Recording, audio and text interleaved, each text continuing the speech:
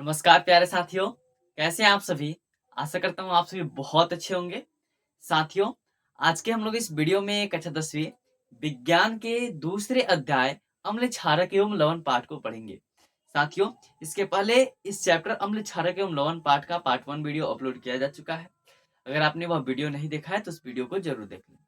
हमने पिछले क्लास में पढ़ा था कि अम्ल किसे कहते हैं, क्षारक किसे कहते हैं और लवण किसे कहते हैं। फिर से इसको एक बार रिवीजन कर लेते हैं कि अम्ल क्या होता है, क्षारक क्या होता है और लवण क्या होता है। देखिए, जो अम्ल का एक साधारण सा परिभाषा हम लोगों ने चर्चा किया था कि जो अम्ल होता है वह स्वाद में कैसा होता है, खट्टा होता है। और जो क्षारक होता है वह स्वाद में कड़वा होता है। और हम लोगों ने यह जाना था कि लवण किसे कहते हैं। तो लवण के बारे में हम लोगों ने जाना था कि जब कोई अम्ल और क्षारक एक साथ मिल जाते हैं तो लवण का निर्माण हो जाता है। इन सभी बातों को हम लोगों ने पिछले क्लास में पढ़ा था। ठीक है। और हम लोगों ने यह भी जाना था कि ये नीले लिटमस पत्र के साथ अभिक्रिया करके लाल लिटमस पत्र बनाते हैं। ये नीले लिटमस पत्र को लाल कैसे कर देते हैं या लाल लिटमस पत्र को नीले कैसे कर देते हैं। ये जलीय विलयन में किसका त्याग करते हैं। इन सभी विषयों के बारे में हम लोगों ने पिछले क्लास में पढ़ा था। ठीक है। अभी के हम लोग इस वीडियो में जानेंगे कि जो आपका पेज नंबर 27 है एनसीईआरटी का, यहाँ पे अम्ल एवं क्षारक के विलयन कितने प्रबल होते हैं, यहाँ से हम लोग लाइन बाय लाइन पढ़ेंगे। बोला जा रहा है कि हम जानते हैं कि अम्ल क्षारक की सूचकों का उपयोग करके अम्ल एवं क्षारक में अंतर प्रदर्शित किया जा सकता है। बोला जा रहा है कि अगर हम लोग अम्ल और क्षारक में मतलब इन दोनों में अगर एक तरफ से अंतर और करना होगा तो इनके सूचकों का प्रयोग करके हम इन दोनों में अंतर कर सकते हैं। अब ये सूचक किसे कहते हैं इसको थोड़ी देर में ही हम लोग जानकारी एकत्र करेंगे। बोल जा रहा है कि पिछले अध्याय में हमने H+ अथवा OH- आयनों के विलयनों की सांद्रता कम होना तथा तनुकरण के बारे में पढ़ा था। हम लोगों ने पिछले क्लास में यह जाना था कि किस प्रकार हम लोग जलीय विलयन में जो अम्ल होते हैं अपने जलीय विलयन में H+ आयन का त्याग करते हैं और जो क्षारक होते हैं वो अपने जलीय विलयन में OH- का त्याग करते हैं। ठीक है।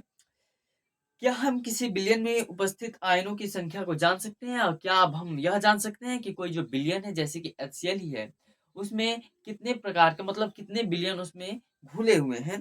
ठीक है। कितने आयन उसमें घुले हुए हैं। ठीक है। क्या हम ज्ञात कर सकते हैं कि विलयन में अम्ल अथवा क्षारक कितना प्रबल है। और क्या हम यह भी ज्ञात कर सकते हैं कि कोई भी जैसे कि विलयन है वह कितना अम्लीय है या कितना क्षारकीय है। ठीक है।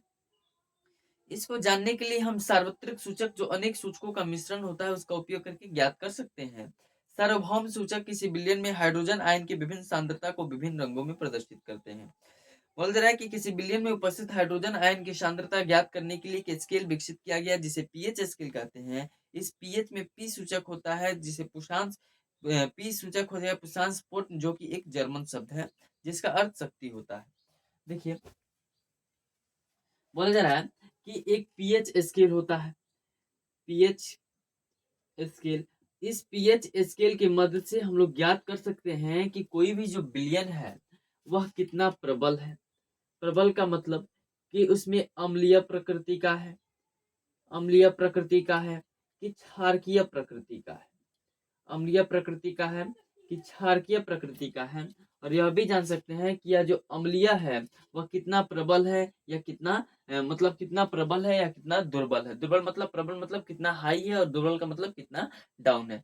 जैसे कि आप लोग आगे जाकर ही पढ़िएगा, इसी में पढ़ना है कि जठर रस का पीएच मान जो होता है जठर रस का जो पीएच मानता है 1.2 होता है। वही जो मिल्क ऑफ मैग्नीशियम का milk of magnesium milk of magnesium magnesium का जो पीएच मान होता है वह होता है 10। ठीक है। पीएच का मान कितना होता है 10। जठर रस का 1.2 मिल्क ऑफ मैग्नीशियम का जो होता है 10। अब हम यह कैसे जाने कि यह अम्लीय है कि क्षारकीय है। आप लोग ये कैसे पता कर सकते हैं कि जठर रस अम्लीय है कि क्षारकीय, मिल्क ऑफ मैग्नीशियम अम्लीय है कि क्षारकीय है। इसी का पता लगाने के लिए एक स्केल विकसित किया गया जिसे पीएच स्केल कहते हैं। पीएच स्केल का पूरा नाम बोला जाएगा तो पोर्टज POT ENZ पोर्टज पोर्टज और H का मतलब होता है हाइड्रोजन। यानी कि किसी विलयन में हाइड्रोजन आयन की सांद्रता शक्ति ज्ञात करने के लिए पीएच स्केल का उपयोग किया जाता है।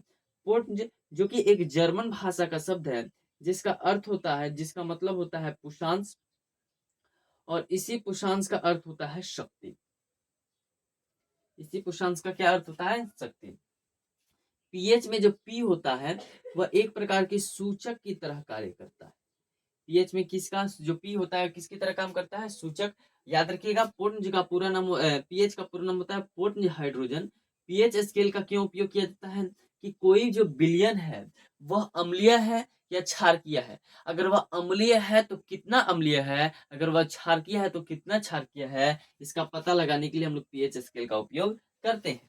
फिर बोला जा रहा है कि इस पीएच में पीएच से शून्य, इस पीएच स्केल से शून्य अधिक अम्लता से 14 अधिक क्षारकीय तथा पीएच को ज्ञात कर सकते हैं। बोला जा रहा है कि यह जो पीएच स्केल होता है इसमें 0 से लेकर के 14 तक आंकड़े एकत्र रहते हैं। मतलब जिस प्रकार आप लोग देखिएगा अपने जियोमेट्री में एक प्रकार का इस प्रकार आप लोग का स्केल होगा, ठीक है, उसमें आप लोग को सेंटीमीटर में माप सकते हैं, एमएम में माप सकते हैं, जिस प्रकार आप लोग स्केल करते हैं उस प्रकार आप लोग उसे मापते हैं, ठीक है। उसी प्रकार यह स्केल है, ठीक है। उसी प्रकार यह भी क्या है? एक स्केल है, ठीक है। अगर बोला जाएगा कि इसमें कहां से कहां तक आंकड़े हैं तो 0 से लेकर के 14 तक आंकड़े अंकित रहते हैं, ठीक है। बोला जा रहा है कि साधारण भाषा में पीएच को एक ऐसी संख्या के रूप में देखनी चाहिए जो किसी विलयन की अम्लता अथवा क्षारकीयता को दर्शाते हैं। हाइड्रोनियम आयन की सांद्रता, यह याद रखिएगा, इसको अंडरलाइन कर लीजिएगा कि हाइड्रोनियम आयन की जो सांद्रता होती है अगर जितनी अधिक होगी उसका पीएच उतना ही क्या होगा? कम होगा। किसी भी उदासीन विलयन के पीएच का जो मान होता है 7 होगा। यदि पीएच स्केल में किसी विलयन का जो मान है वह 7 से कम है तो वह अम्लीय होगा। यदि पीएच मान 7 से 14 तक बढ़ता है तो वह अम्लीय विलयन में OH माइनस की सांद्रता को वृद्धि को दर्शाता है। अधिक या क्षार की शक्ति बढ़ रही है। सामान्यतः पीएच सार्वत्रिक सूचक अंतर्भारित पेपर द्वारा ज्ञात किया जाता है। इस प्रकार का पेपर उदाहरण चित्र 2.6 में दर्शाया गया है।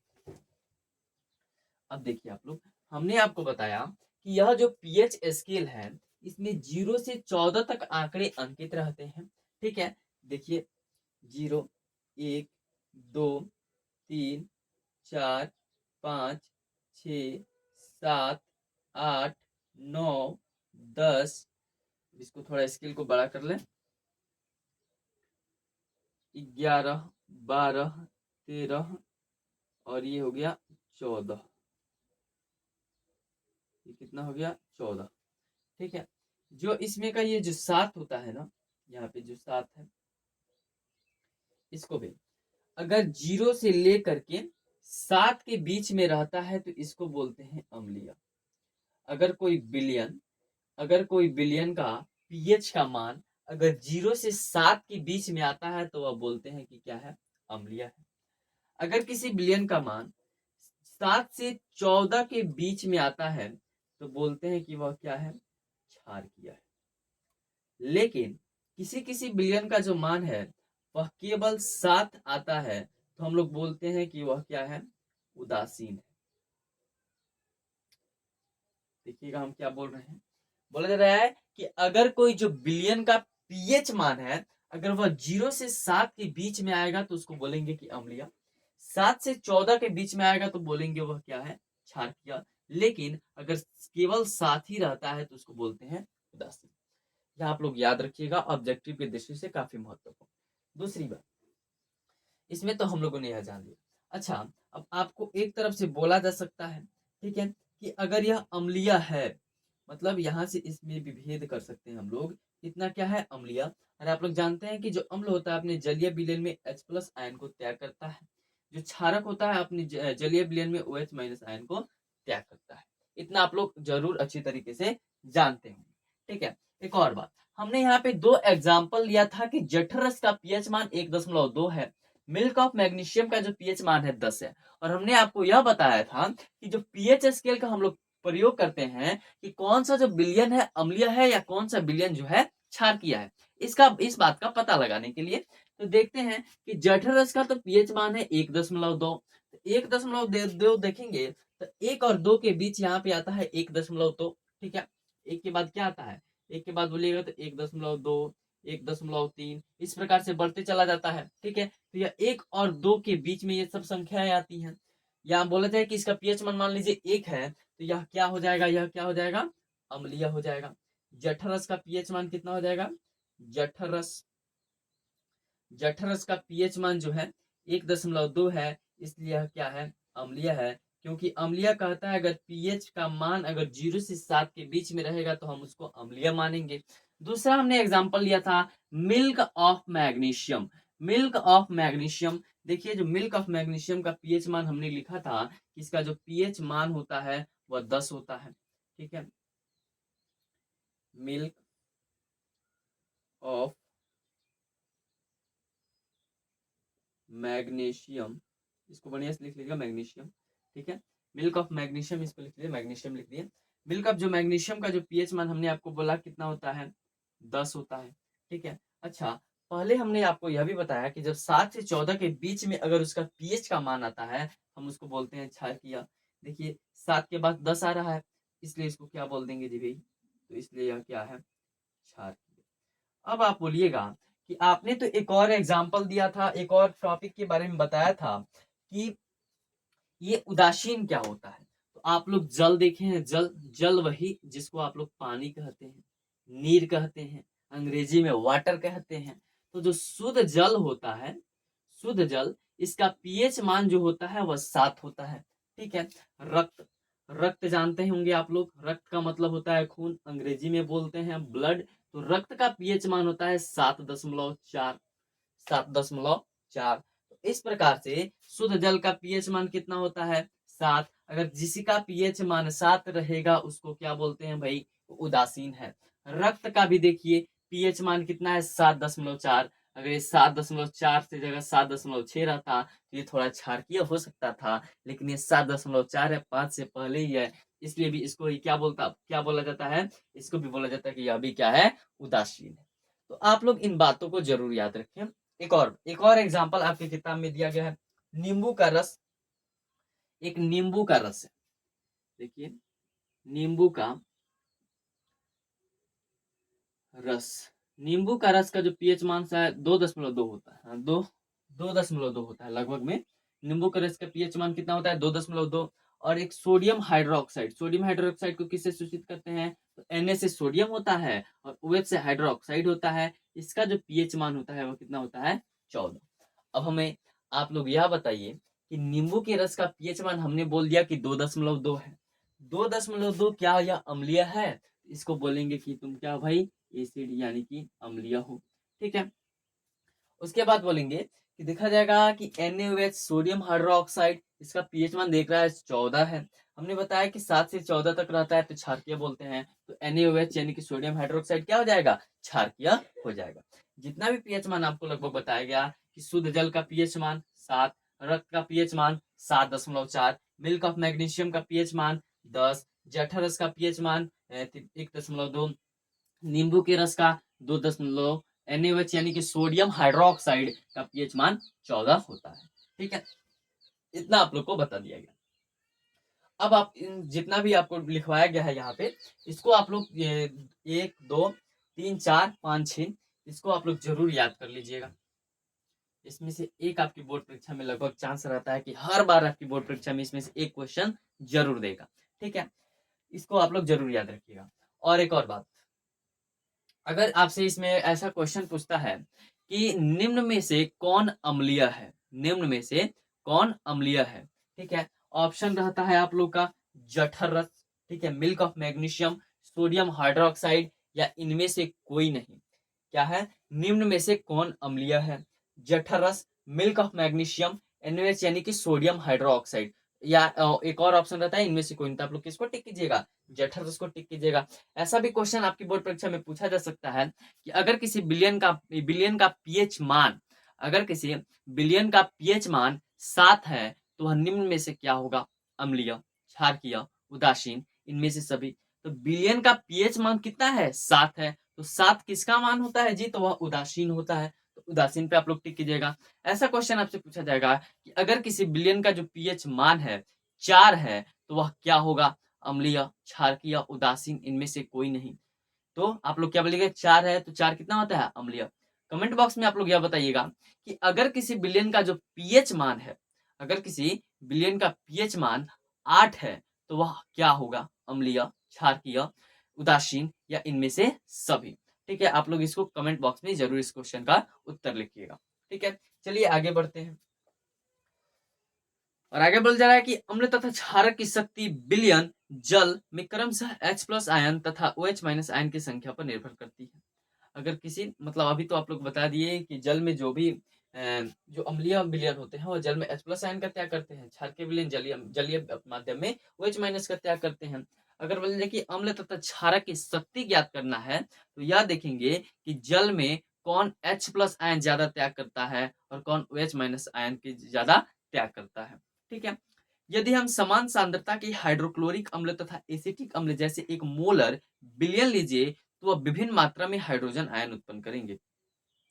ठीक है, अधिक संख्या में H+ आयन उत्पन्न करने वाले अम्ल प्रबल अम्ल कहलाते हैं, जबकि कम H+ आयन उत्पन्न करने वाले अम्ल दुर्बल अम्ल कहलाते हैं।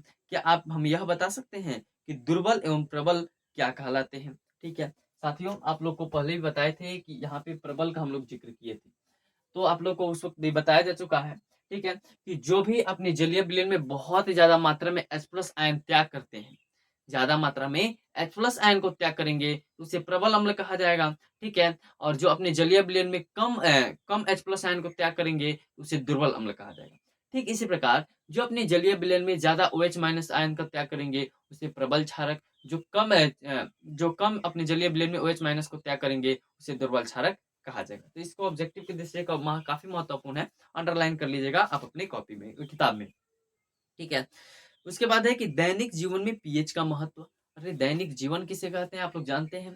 दैनिक जीवन जो हमारी डेली की जो जीवनचर्या है, हम लोग सुबह सोच के उठते हैं, फ्रेश होते हैं, ब्रश करते हैं, खाना खाते हैं, नाश्ता करते हैं, स्कूल जाते हैं, कोचिंग जाते हैं, ये सभी हमारी क्या है, जीवनचर्या है। जीवनचर्या मतलब ये हमारे दैनिक जीवन है, हम लोग दैनिक जीवन में यही सब काम में करते हैं। ठीक है, आप लोग को बोला जाएगा कि क्या दैनिक जीवन में जो हमारा जीवन है इसमें पीएच का महत्व है बहुत ज़्यादा है। आप लोग जो टूथपेस्ट का इस्तेमाल करते हैं, क्या आपने जाना है कि उसका पीएच कितना है? ठीक है। अ, क्या अगर अगर आपके यहाँ वर्षा होती है, क्या आपको यह पता है कि वर्षा का जो पीएच मान कितना होना चाहिए, जो हमारे शरीर के लिए अनुकूल है, अच्छा है? क्या आपने यह जाना है कि जो हमारे शरीर का पीएच प्लस कितना होना चाहिए? इन सभी बातों के बारे में अब हम लोग पढ़ने वाले हैं और इसमें हम लोग यह जानेंगे कि हमारे जो दैनिक जीवन है, जो हम जीवन को जी रहे हैं, उसमें पीएच यानी कि पोटेंशियल हाइड्रोजन का क्या योगदान है? ठीक है, देखिए, बोल रहा है क्या पौधे एवं पशु पीएच के प्रति संवेदनशील है? पौधे और पशु का मतलब पशु हो गए, हम हो गए, आप हो गए या कोई जानवर हो गया, पौधा हो गया। ठीक है, क्या वो पीएच के प्रति संवेदनशील है? अगर पीएच की मात्रा कम हो जाती है या ज्यादा हो जाती है, क्या उन पौधों पर कोई प्रभाव पड़ेगा? क्या उन जंतुओं पर कोई प्रभाव पड़ेगा? इन सभी बातों को अब हम लोग जानेंगे। देखिए, बोल रहा है कि हमारा शरीर जो होता है 7.0 से 7.8 पीएच प्रास के बीच कार्य करता है। अब देखिए, जो हमारा शरीर होता है, हमारा शरीर, आपका शरीर, ठीक है, यह बोला जाएगा कितना पीएच प्रास के बीच कार्य करते हैं जी आप? तो 7.0 से 7.8 के बीच। इस लाइन को रट जाइए अभी कि जो हमारा जो शरीर है, हमारा जो शरीर है, वह अगर इसका पीएच मान 7.0 से 7.8 पीएच प्रास के बीच कार्य करता है, ठीक है, तब क्या है, हम लोग मान लीजिए मतलब एक तरफ से स्वस्थ व्यक्ति अगर हम हैं तो हमारा जो शरीर का पीएच मान है 7.0 से 7.8 के बीच रहता है।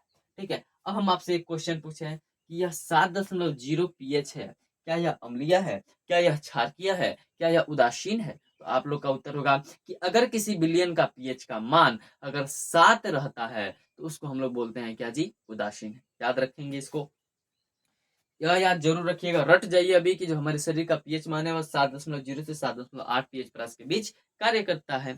जीवित प्राणी केवल संकीर्ण पीएच प्रास में ही जीवित रह सकते हैं। वर्षा के जल का पीएच का मान जब 5.6 से कम हो जाएगा तो अम्लीय वर्षा कहलाती है। एक और बात आप लोग जरूर याद रखिएगा कि अम्लीय वर्षा का पीएच मान कितना होता है? अम्लीय वर्षा का पीएच मान 5.6 से कम।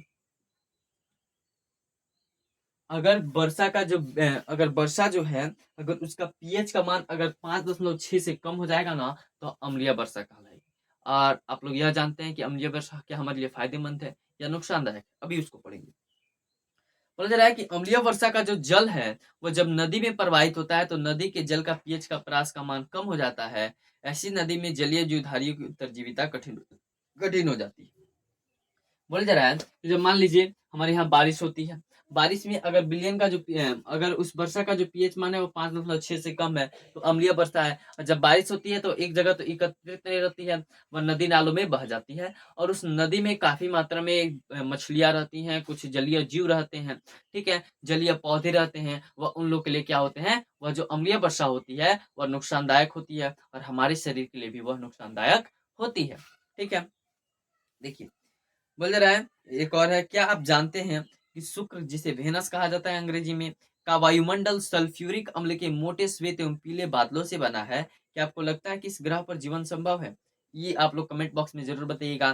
क्या आप लोग शुक्र ग्रह पर रह सकते हैं? और आप लोग यह भी जानकारी आप लोग को अच्छी लगी होगी कि जो शुक्र ग्रह का जो वायुमंडल है वहां का, वह सल्फ्यूरिक अम्ल के मोटे श्वेत एवं पीले बादलों से बना है। ठीक है, अब है कि आपकी बगीचे की मिट्टी का पीएच क्या है? बगीचा मतलब आपके घर खेत होगा, गाँव जवार के आदमी हैं आप लोग या किसी शहर में रहते होंगे, ठीक है? तो आपके पास ज़रूर आपके गाँव में या आपके शहर में आपका कुछ न कुछ खेत होगा।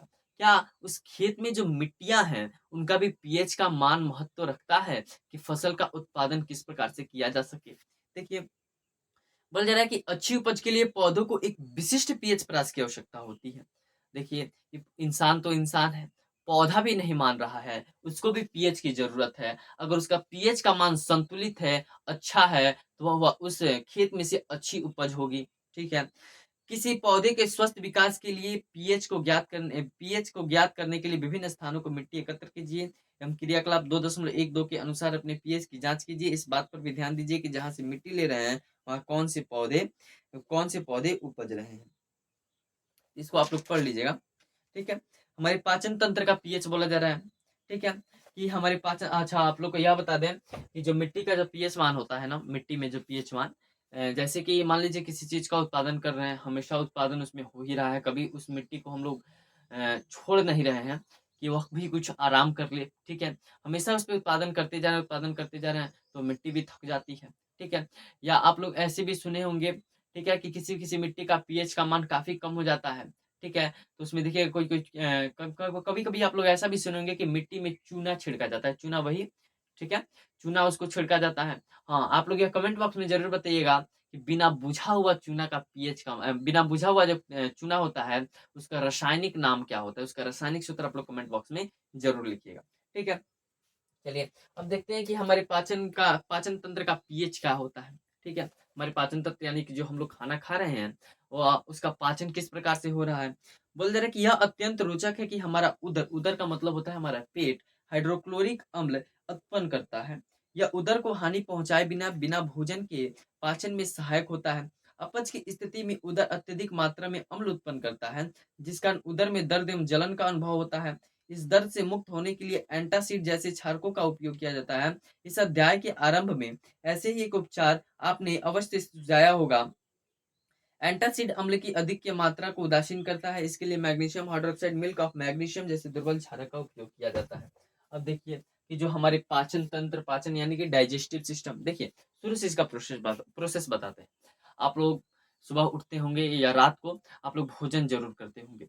जो भोजन करते हैं तो पहले आप लोग को बोला जाता होगा कि खाना जब आप लोग खा रहे हैं तो उसको अच्छी तरीके से चबाना चाहिए, बढ़िया से इसको चबाना चाहिए। चबाना क्यों चाहिए? जब उसको हम लोग चबा देंगे तो वह जो भोजन का टुकड़ा है वह छोटे-छोटे खंडों में टूट जाएगा, और जो हमारे मुँह में जो लार ग्रंथियाँ हैं उसमें मिल जाएँगी, जो पाचन में काफ़ी सहायक होती हैं। दूसरी बात जी कि जब हम लोग खाना को खा रहे हैं, उस भोजन को कर रहे हैं, तो डायरेक्ट यहाँ से आता है, यहाँ पे जो हमारा अमाशय रहता है, वह यहाँ पे आता है। इस अमाशय में हाइड्रोक्लोरिक अम्ल रिलीज़ होता है। हाइड्रोक्लोरिक अम्ल का जो रासायनिक नाम होता है, रासायनिक सूत्र HCl होता है, ठीक है? अगर बोला जाए कि जो हाइड्रोक्लोरिक अम्ल होता है, इसका क्या काम होता है? आप लोग को ये बायोलॉजी में आपको यह पढ़ना है कि हमारे अमाशय के लिए हाइड्रोक्लोरिक अम्ल का कोई काम है क्या? हमारे अमाशय में हाइड्रोक्लोरिक अम्ल जो उत्पन्न होता है, वो अच्छी बात है। बिल्कुल अच्छी बात है, क्योंकि जो हम भोजन करते हैं उसमें काफ़ी मात्रा में जो कीटाणु चले जाते हैं, जो हमारी जो हमारी इन आँखों से नहीं देख सकते, जो सूक्ष्म जीव चले जाते हैं, उनको हाइड्रोक्लोरिक अम्ल क्या कर देता है, नष्ट कर देता है, ठीक है, मार देता है। और ये जो हाइड्रोक्लोरिक अम्ल जो होता है, यह भोजन को पचाने में भी सहायक होता है।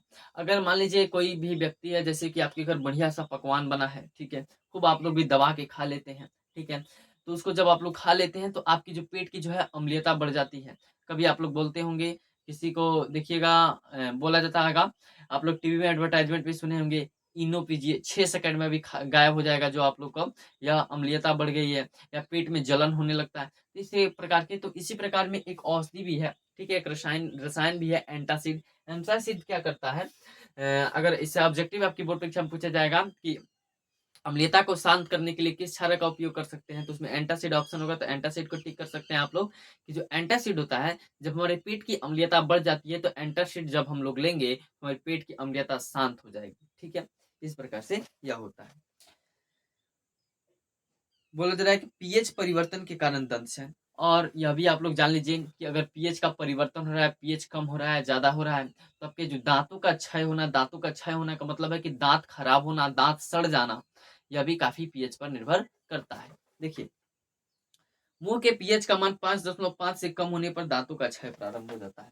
एक और आप लोग याद रखिए कि अगर मुँह का अगर पीएच का मान जो होगा 5.5 से कम हो जाएगा, 5.5 से कम हो जाएगा, तो हमारे जो दांत हैं वह खराब होने लगेंगे, ठीक है, यह भी याद रखिएगा, ठीक है। दांतों का इनेमल इनेमल दंतवल्क, जिसे हम हिंदी में दंतवल्क बोला जाता है, कैल्शियम फॉस्फेट से बना होता है, जो कि शरीर का सबसे कठोर पदार्थ है। देखिए, अगर बोला जाए कि जो हमारी दांत का जो ऊपरी सतह होता है, वह इनेमल, जिसे हिंदी में बोलते हैं दंतवल्क, ठीक है, वो उसका बना होता है, जो कि हमारे शरीर का सबसे कठोर पदार्थ यह दांत ही है, ठीक है। उसके बाद बोलते हैं कि ये जल में नहीं घुलता, लेकिन मुंह का पीएच 5.5 से कम होने पर यह संक्षारित हो जाता है। अगर हम लोग बोलिएगा कि हम लोग खाना खा रहे हैं, पानी पी रहे हैं, ये दांत हमारा घुलता काहे नहीं है? काहे कि हमारे शरीर का सबसे कठोर पदार्थ है, और जो हमारे शरीर का सबसे कठोर पदार्थ है वह घुल नहीं सकता, ठीक है? क्योंकि यह घुल नहीं सकता क्यों? क्योंकि बोलिएगा जो इसका इनेमल, यह किसका बना होता है? इनेमल का बना होता है, ठीक है? इनेमल क्या होता है? कैल्शियम फॉस्फेट होता है, ठीक है? अगर इसका पीएच का मान अगर 5.5 से कम हो जाएगा, तो इस दांतों का क्षय होना मतलब दांत खराब ज़रूर हो जाएँगे हमारे, ठीक है? बोल रहा है कि मुँह में उपस्थित बैक्टीरिया भोजन के पश्चात मुँह के अवशिष्ट शर्करा एवं खाद्य पदार्थों का निम्नीकरण करके अम्ल उत्पन्न करते हैं। भोजन के बाद मुँह साफ करने से इससे बचाव किया जा सकता है। मुँह की सफाई के लिए क्षारकीय दंतमंजन का उपयोग करने से अम्ल का अधिक या मात्रा को उदासीन किया जा सकता है, जिसके परिणामस्वरूप दंत क्षय को रोका जा सकता है। अच्छा, अगर आप लोग को बोला जाता है कि जब आप लोग ब्रश करते होंगे, तो आप लोग कोलगेट लगाते होंगे, ठीक है? जिसे टूथपेस्ट बोला जाता है, लेकिन हम लोग एक कंपनी का नाम लेते हैं, कोलगेट कोलगेट बोलते हैं। उसका मतलब असल में नाम बोला जाए तो टूथपेस्ट बोलना चाहिए। जब हम लोग टूथपेस्ट ब्रश पे लगाते हैं और अपने दाँतों को साफ करते हैं, तो क्या आपने कभी सोचा है कि टूथपेस्ट को क्यों लगा रहे हैं हम लोग? ऐसे ही क्यों नहीं साफ कर रहे हैं? हम लोग टूथपेस्ट को इसलिए लगाते हैं क्योंकि जो टूथपेस्ट होता है, यानी कि जो कोलगेट का आप लोग इस्तेमाल करते हैं, वह कैसा होता है? क्षारकीय होता है। अगर हमारे जब हम लोग भोजन करते हैं, तो भोजन करने में कुछ अन्न कण होते हैं, हमारे मुँह में रह जाते हैं, उसको तो हम लोग को साफ कर देना चाहिए। लेकिन अगर वह वैसे ही रह जाता है, तो जब हम लोग ब्रश में कोलगेट लगा के उसका इस्तेमाल करते हैं, तो कोलगेट होता है क्षारकीय, और हमारा मुँह जो हो गया रहता है वो अम्लीय। जब अम्ल और क्षारक आपस में मिल जाते हैं, तो लवण का निर्माण करते हैं, तो आप लोग जानते ही हैं। लेकिन जब ये क्षारकीय जाता है हमारे दाँत के पास, तो हमारे जो मुँह की जो अम्लीयता है, इसको समाप्त कर देता है, क्षारकीय कर देता है। जिसके कारण जो हमारे मुँह का जो पीएच है, वो 5.5 से कम नहीं होता है, वो 5.5 से ऊपर ही रहता है, जिस कारण हमारे दाँत जो होते हैं सड़ते नहीं हैं, खराब नहीं होते हैं। ठीक है? बोला जा रहा है कि पशु एवं पौधों द्वारा उत्पन्न रसायनों से आत्मरक्षा। अच्छा, कभी ऐसा भी आप लोगों ने सुना है कि जो कुछ पशु होते हैं, चींटी को देखे हैं, चींटी, ठीक है? या कुछ एक प्रकार का पौधा के बारे में भी हम लोग ज़िक्र करेंगे कि चींटी में से कौन-सा अम्ल निकलता है, मिथेनॉइक अम्ल, जो कि हमारे शरीर में क्या करता है, जलन उत्पन्न करता है। अगर वो कहीं काटती हैं, तो मधुमक्खी देखे होंगे, मधुमक्खी भी काटती है, तो हमारे शरीर में जलन उत्पन्न होता है। क्या ये जो जीव-जंतु होते हैं, कुछ पौधे होते हैं, क्या उनमें भी पीएच का महत्व है? ठीक है? उनमें भी पीएच उत्पन्न हो सकता है। देखिए, बोला जा रहा है, क्या कभी आपको मधुमक्खी ने डंक मारा है? मधुमक्खी का डंक मारने क्या आपने मधुमक्खी ने आपको काटा है? ठीक है? फिर बोला जा रहा है कि मधुमक्खी का डंक एक अम्ल छोड़ता है, जिसका दर्द एवं जलन का अनुभव होता है।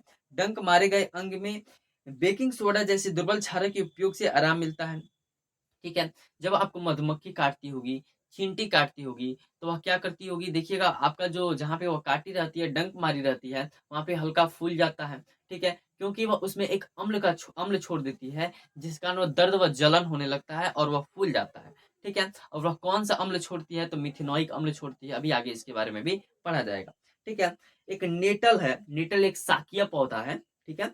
नेटल के डंक वाले बाल मेथेनॉइक अम्ल छोड़े जाते हैं, जिनके कारण जलन वाले दर्द का अनुभव होता है, ठीक है? नेटल नाम का एक पौधा होता है, शाकीय पौधा, जो कि मिथेनॉइक अम्ल यह भी छोड़ता है, जिस कारण जहाँ पे यह इसका बाल लग जाता है, इसका रेशा हमारे शरीर पे लग जाता है, वहाँ पे जलन होने लगता है, अर्थात दर्द होने लगता है, ठीक है? देखिए यहाँ पे है, क्या आप जानते हैं कि प्रकृति उदासीनीकरण के विकल्प देती है?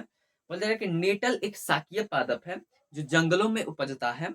इसके पत्ते में डंकनुमा बाल होते हैं, जो अगर गलती से छू जाए तो डंक जैसा दर्द होता है।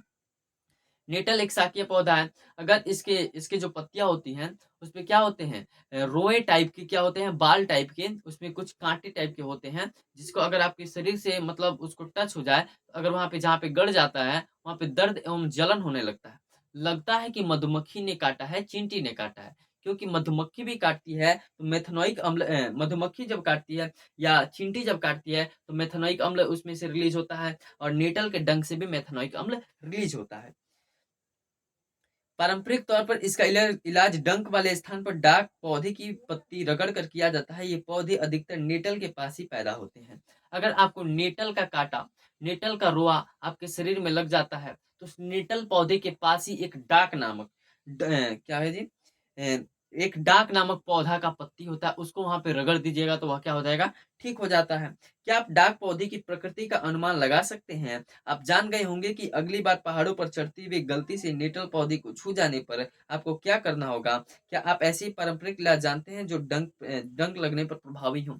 अच्छा देखिएगा, गाँव में क्या होता है, जब हमें मधुमक्खी डंक मार देती है, चींटी डंक मार देती है, वहाँ पे देखिएगा लोहा लोग छुआते हैं, लोहा से वहाँ पे खुजली करते हैं, ठीक है? तो कोई-कोई पारंपरिक गतिविधियाँ होती हैं, जो हम लोग करते रहते हैं। इस प्रकार नेटल भी एक शाकीय पौधा है, जहाँ पे वह नेटल पौधा होता है, जो पहाड़ी क्षेत्र में जब हम लोग जाएँगे, तो जो नेटल में जो डंक होता है, तो उसके डंक जब हमको लगता है, तो उसके पास ही एक डाक नामक पौधा होता है। उसकी पत्ती को वहाँ पे रगड़ दिया जाता है, तो यह ठीक हो जाता है।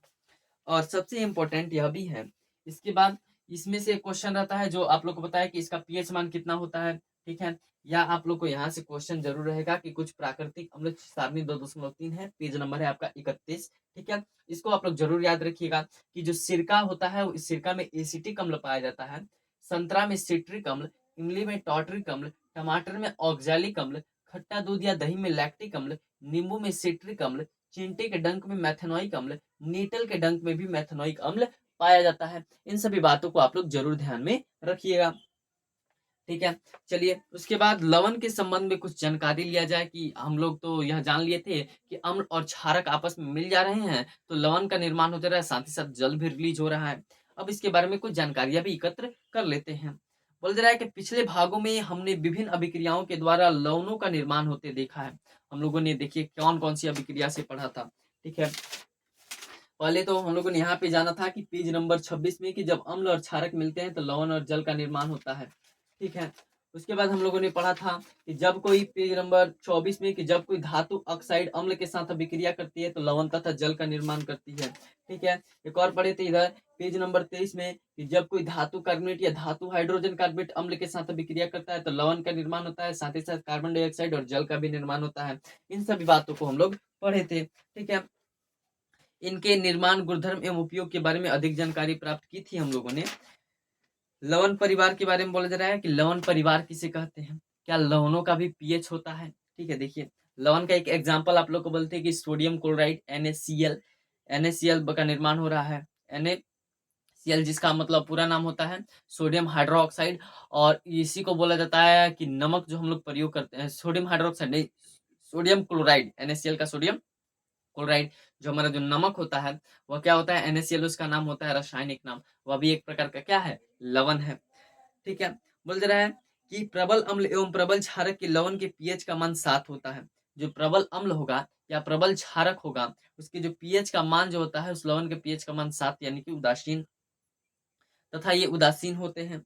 और जबकि प्रबल अम्ल एवं दुर्बल अम्ल के लवण का जो पीएच मान 7 से कम होता है तथा ये अम्लीय होते हैं, लेकिन जो प्रबल अम्ल होते हैं और जो दुर्बल क्षारक होते हैं इनका पीएच का मान 7 से कम, अर्थात जब किसी भी विलयन का पीएच का मान 7 से कम होगा तो अम्लीय होगा।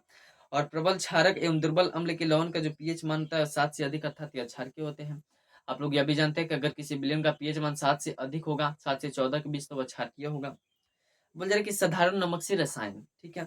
आप जानते हैं कि हाइड्रोक्लोरिक एवं अम्ल एवं सोडियम हाइड्रोक्साइड विलयन की अभिक्रिया से उत्पन्न लवण का सोडियम क्लोराइड कहते हैं। तो हम लोग पढ़ चुके हैं ना जी कि जब हाइड्रोक्लोरिक अम्ल और सोडियम क्लोराइड हाइड्रोक्लोरिक अम्ल को HCl से सूचित करते हैं और सोडियम हाइड्रोक्साइड को NaOH से सूचित करते हैं, ठीक है। यह जो NaOH है, जब HCl और NaH मिलता है तो NaCl का निर्माण करता है। इस NaCl को ही हम लोग लवण बोलते हैं और साथ ही साथ H2O रिलीज करता है। इसको पिछले क्लास में पढ़े थे।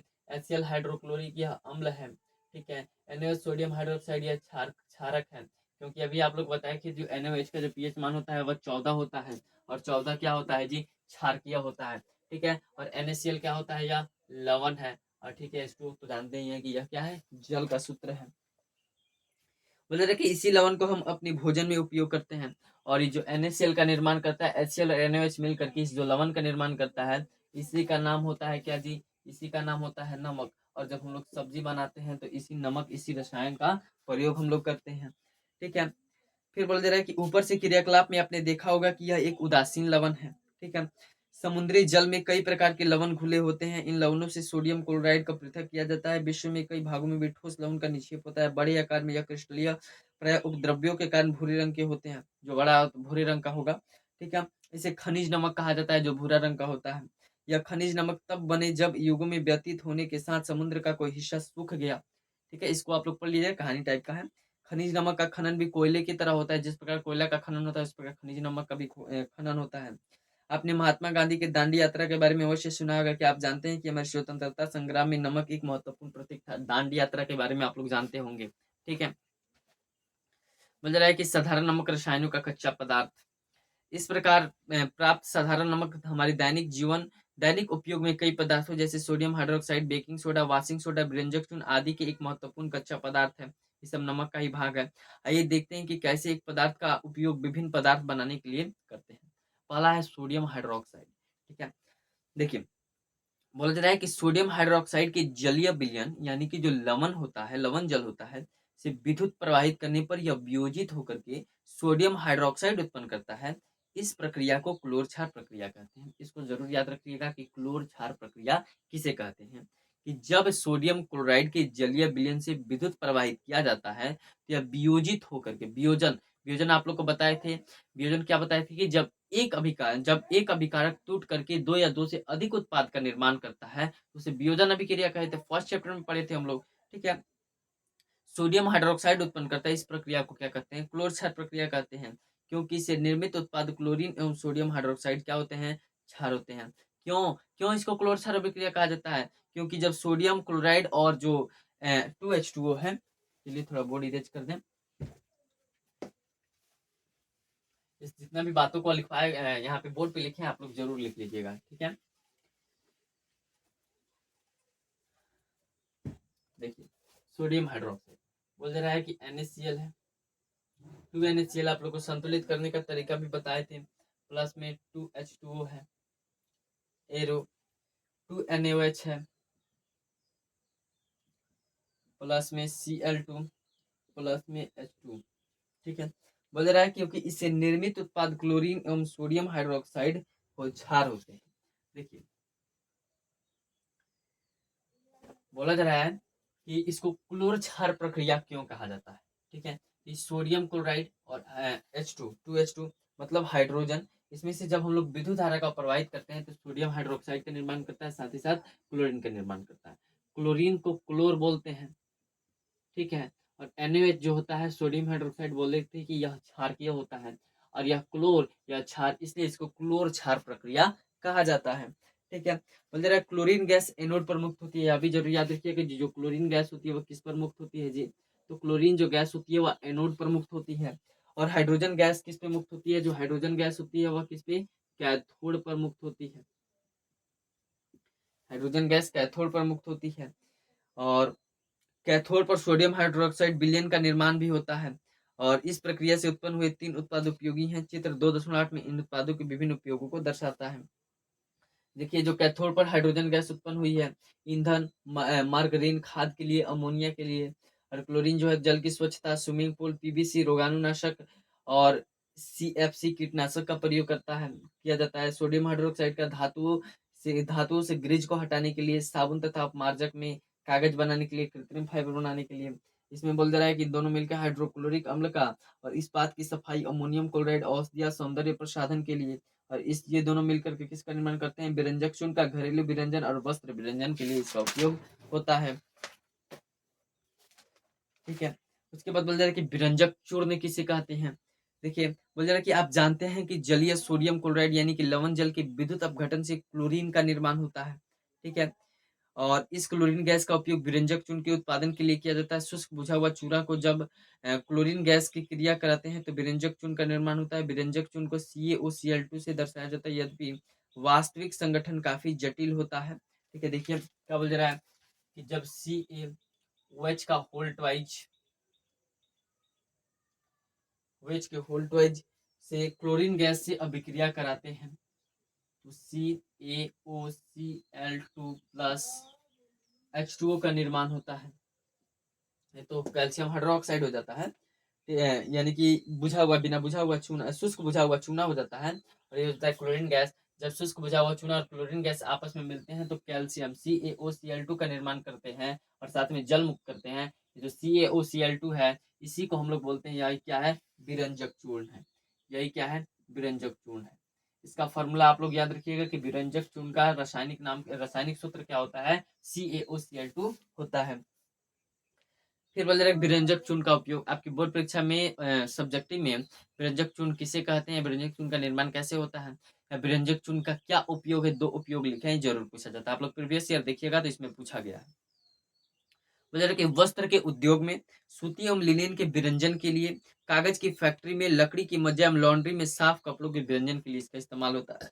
साथ ही कई रासायनिक उद्योगों में एक उपचाय के रूप में भी इसका उपयोग होता है और पीने वाले जल को जीवाणु से मुक्त करने के लिए रोगाणुनाशक के रूप में भी हम लोग इसका विरंजक चूर्ण का उपयोग करते हैं, CaOCl2 का उपयोग करते हैं। ठीक है, फिर बोल रहा है बेकिंग सोडा का निर्माण किस प्रकार होता है जी। ये सभी महत्वपूर्ण टॉपिक्स हैं, आप लोग इसको जरूर याद कर लीजिएगा। ठीक है, बेकिंग सोडा बोल रहा है कि सोडा का उपयोग आमतौर पर रसोई घर में स्वादिष्ट खस्ता पकौड़े बनाने के लिए किया जाता है। कभी कभी इसका उपयोग खाने को शीघ्रता से पकाने के लिए भी किया जाता है। इस यौगिक का रासायनिक नाम सोडियम हाइड्रोजन कार्बोनेट है। कच्चे पदार्थों को सोडियम क्लोराइड का उपयोग करके इसका निर्माण किया जाता है। देखिए, बेकिंग सोडा का नाम का एक तरफ से खाने वाला सोडा भी बोला जाता है। देखिएगा, जो आपके यहाँ पुआ पकवान बनता होगा, पकौड़ी बनता होगा, या जो बाजार में पकौड़ी खाते होंगे, देखिए थोड़ा बड़ा बड़ा होता होगा। ठीक है, तो उसमें बेकिंग सोडा का इस्तेमाल किया जाता है। या जो आप लोग पाव रोटी खाते हैं तो उसमें बेकिंग सोडा का इस्तेमाल किया जाता है। ठीक है, क्योंकि वो इसको स्पंजी बना देता है, बड़ा कर देता है। और इसका पूरा का कि बेकिंग सोडा का रासायनिक सूत्र क्या होता है। बेकिंग सोडा का रासायनिक सूत्र NaHCO3 होता है। किसका? बेकिंग सोडा का। इसको भी आप लोग याद रखिएगा। इसमें बोल रहा है कि क्रियाकलाप 2.14 में आपने सोडियम हाइड्रोजन कार्बोनेट के पीएच के मान की जांच की थी। क्या आप यह संबंध स्थापित कर सकते हैं कि इसका उपयोग एक अम्ल को उदासीन करने के लिए भी किया जाता है, क्योंकि यह क्षारकीय है, लवण है। यह एक दुर्बल असंक्षारक क्षारक है। ठीक है, और खाना पकाते समय इसे गर्म करने पर निम्न अभिक्रिया होती है। ये आप लोग अभिक्रिया देख लेंगे। और बोल दे रहे कि सोडियम हाइड्रोजन कार्बोनेट का उपयोग हमारे घरों में अनेक प्रकार से किया जाता है। अभी आप लोग को बताएं कि सोडियम हाइड्रोजन कार्बोनेट का उपयोग देख लीजिए कि बोल दे रहा है कि बेकिंग पाउडर बनाने में, जो कि baking soda sodium hydrogen carbonate एवं टॉर्टिक अम्ल जैसा एक मंद खाद्य अम्ल का मिश्रण है। जब बेकिंग पाउडर को गर्म किया जाता है या जल में मिलाया जाता है तो निम्न अभिक्रियाएं होती हैं। इस अभिक्रिया से उत्पन्न कार्बन डाइऑक्साइड के कारण पावरोटी या केक में खमीर फूल उभर आता है तथा इससे यह मुलायम एवं स्पंजी हो जाता है। देखिए, जब वहाँ बेकिंग सोडा को डाला जाता है ना, पकौड़ी पकौड़ी बनाने में या पाव रोटी बनाने में, तो उसमें जब डाल देता है तो उसमें कार्बन डाइऑक्साइड की मात्रा बढ़ जाती है, और कार्बन डाइऑक्साइड की मात्रा बढ़ जाती है जिस कारण वह स्पंजी हो जाता है। ठीक है, फिर बोला जा रहा है यानी कि उसमें उभार आने लगता है, वो ज्यादा बड़ा हो जाता है। सोडियम हाइड्रोजन कार्बोनेट भी एंटासिड का एक संघटक है। क्षारीय होने के कारण यह पेट की अम्ल को अधिकता से उदासीन करके राहत पहुंचाता है। और जो सोडियम हाइड्रोजन कार्बोनेट है वो भी एंटासिड है, जो आप लोग को पहले भी पढ़ाए थे। एंटासिड जो है वह एक क्षारकीय होता है, तो यह हमारे पेट में जो अम्लीयता होती है इसको उदासीन कर देता है और हमें राहत पहुंचाता है, यानी जो हमारे पेट की अम्लीयता बढ़ जाती है उसमें यह फायदेमंद होता है। और इसका उपयोग सोडा अम्ल अग्निशामक में भी किया जाता है। अब धोनी का सोडा देखिए, इन सब का फॉर्मूला आप लोग जरूर याद रखिएगा कि धोनी का सोडा का उपयोग क्या होता है। तो जो धोनी का सोडा है इसका उपयोग Na2CO3 इंटू 10H2O किसका होता है, धोनी का सोडा का, धोनी का सोडा Na2CO3 इंटू 10H2O इसका सूत्र होता है। एक अन्य रसायन जिसे सोडियम क्लोराइड से, इसे सोडियम क्लोराइड से प्राप्त किया जाता है। और आप ऊपर देख चुके हैं कि बेकिंग सोडा को गर्म करके सोडियम कार्बोनेट प्राप्त किया जाता है और सोडियम कार्बोनेट का पुनः क्रिस्टलीकरण से धोने का सोडा प्राप्त होता है। और हम लोग जो अभिक्रिया आप लोग देखे होंगे उसमें मालूम चला होगा कि बेकिंग सोडा को जब हम लोग गर्म करते हैं तो सोडियम कार्बोनेट प्राप्त करता है। उस सोडियम कार्बोनेट को पुनः हम लोग उसका क्रिस्टलीकरण कर देते हैं तो हमको धोने का सोडा प्राप्त होता है। ठीक है, फिर बोल रहा है कि 10H2O क्या दर्शाता है, क्या यह NH2CO3 को आदर बनाता है। हम इसका जवाब अगले भाग में पढ़ेंगे। सोडियम कार्बोनेट एवं सोडियम हाइड्रोजन कार्बोनेट कई औद्योगिक प्रक्रियाओं के लिए भी उपयोगी रसायन है। और धोने के सोडा का उपयोग भी आप लोग याद कर लीजिएगा कि सोडियम कार्बोनेट का जो उपयोग होता है वह वह कांच बनाने में, साबुन बनाने में और कागज की उद्योग में, जो हम लोग कॉपी किताब का इस्तेमाल करते हैं इसमें उपयोग किया जाता है। इसका जो उपयोग है वो बोरेक्स जैसे सोडियम यौगिक का उत्पादन में भी होता है। और सोडियम कार्बोनेट का उपयोग घरों में जो साफ सफाई करने के लिए भी किया जाता है। और जल के स्थायी कठोरता को हटाने के लिए भी हम लोग किसका इस्तेमाल करते हैं, धोनी का सोडा का इस्तेमाल करते हैं। अब हम लोग को एक टॉपिक है कि क्या लवण के क्रिस्टल वास्तव में शुष्क का मतलब होता है सूखा। क्या जो लवण के क्रिस्टल होते हैं वह वास्तव में क्या होते हैं, सूखे होते हैं। देखिए, बोलते कि शुष्क दिखने वाले कॉपर सल्फेट क्रिस्टलों में क्रिस्टलन का जल होता है। जब हम क्रिस्टल को गर्म करते हैं तो वह जल हट जाता है एवं लवण का रंग जो होता है श्वेत हो जाता है। ठीक है, और यदि आप क्रिस्टल को पुनः जल से भिगोते हैं तो क्रिस्टल का जो नीला रंग वापस आ जाता है। ठीक है, फिर बोल रहा है कि लवण के एक सूत्र इकाई में जल के निश्चित अणुओं की संख्या को क्रिस्टलन का जल कहते हैं। इस लाइन को आप लोग अंडरलाइन कर लीजिएगा। ठीक है, बोल रहा है कॉपर सल्फेट की एक सूत्र इकाई में जल के 5 अणु उपस्थित होते हैं। जलीय कॉपर सल्फेट का रासायनिक सूत्र CuSO4 × 5H2O, इसको भी आप लोग याद रखिएगा, CuSO4 × 5H2O। ठीक है, यह किसका सूत्र होता है, तो यह होता है कॉपर सल्फेट का रासायनिक सूत्र। क्या जलीय कॉपर सल्फेट का रासायनिक सूत्र है, क्या आप बता सकते हैं कि Na2CO3 × 10H2O का अणु आर्द्र है या नहीं। ठीक है, जिप्सम एक अन्य लवण है जिससे क्रिस्टलन का जल होता है। इसमें क्रिस्टलन के जल के 2 अणु होते हैं। इसका सूत्र CaSO4 × 2H2O होता है। अब हम इसे लवण के उपयोग पर ध्यान देते हैं। और यह भी याद रखिएगा कि जिप्सम का सूत्र याद रखिएगा कि CaSO4 × 2H2O होता है। CaSO4 × 2H2O यह जिप्सम का सूत्र होता है। प्लास्टर ऑफ पेरिस में बोल रहा है कि जिप्सम को, यानी कि जिप्सम अर्थात CaSO4 × 2H2O को हम लोग 373 के तापमान पर जब हम लोग इसको गर्म करते हैं तो यह जल में यह अपने अणुओं को त्याग करके कैल्शियम सल्फेट अर्धहाइड्रेट यानी कि हेमीहाइड्रेट CaSO4 × 1/2H2O का निर्माण करते हैं। यह क्वेश्चन काफी बार पूछा गया है कि प्लास्टर ऑफ पेरिस का सूत्र क्या है, तो CaSO4 × 1/2H2O। किससे इसका निर्माण होता है, तो इसका CaSO4 × 2H2O यानी कि जिप्सम से प्लास्टर ऑफ पेरिस का निर्माण होता है। इसे प्लास्टर ऑफ पेरिस कहते हैं। इस पदार्थ का उपयोग डॉक्टरी टूटी हुई हड्डियों को सही जगह पर स्थिर रखने के लिए करते हैं। प्लास्टर ऑफ पेरिस एक सफेद चून है जो जल में मिलने पर पुनः जिप्सम बन करके कठोर ठोस पदार्थ प्रदान करता है। देखिए, जब किसी भी व्यक्ति का हड्डी टूट जाता है तो हड्डी को जोड़ने के लिए देखिएगा उसके शरीर के बाहर हम लोग किसका पीओपी आप लोग समझे होंगे, प्लास्टर ऑफ पेरिस का ही शॉर्ट फॉर्म होता है पीओपी। ठीक है, तो टूटी हुई हड्डियों को जोड़ने के लिए हम लोग इसके ऊपर प्लास्टर ऑफ पेरिस का लेप लगा देते हैं। या हमारे घर में भी पीओपी होता है, आप लोग देखे होंगे। ठीक है, यह किस रंग का होता है, तो सफेद रंग का होता है। और यह जब इसमें हम लोग जल मिला देते हैं तो यह जिप्सम बन करके मतलब यह तो खुला अवस्था में ऐसे चूना की तरह होगा, लेकिन इसमें जब हम लोग जल लगा देंगे, जल लगा करके हमारे शरीर पर लगाते हैं, यह कठोर पदार्थ हो जाता है। क्योंकि यह जब जल से अभिक्रिया कर लेता है तो CuSO4 × 2H2O यानी कि जिप्सम का निर्माण कर लेता है। फिर बोला जा रहा है कि ध्यान दीजिए कि जल का केवल आधा अणु क्रिस्टलन के जल के रूप में जुड़ा होता है। जल का आधा अणु कैसे प्राप्त होता है, CSO4 का 2 इकाई सूत्र जल के एक अणु के साथ साझेदारी करते हैं। प्लास्टर ऑफ पेरिस का उपयोग खिलौना बनाने, सजावट का सामान एवं सतहों को चिकना बनाने के लिए किया जाता है। पता करें कि कैल्शियम सल्फेट हाइड्रेट को प्लास्टर ऑफ पेरिस क्यों कहा जाता है। देखिए, और जो प्लास्टर ऑफ पेरिस है इसका उपयोग खिलौना बनाने के लिए भी किया जाता है, ठीक है, सजावट के सामान बनाने के लिए भी किया जाता है। तो इसके भी उपयोग को आप लोग जरूर याद कर लीजिएगा। बाकी आपका चैप्टर हो गया खत्म। हमने बहुत सारे इसमें टॉपिक का जिक्र किया और इसमें भी जितने भी टॉपिक आप लोग को बताया गया है जो लवण के परिवार में, उसके उपयोग के बारे में आप लोग पढ़ लीजिएगा।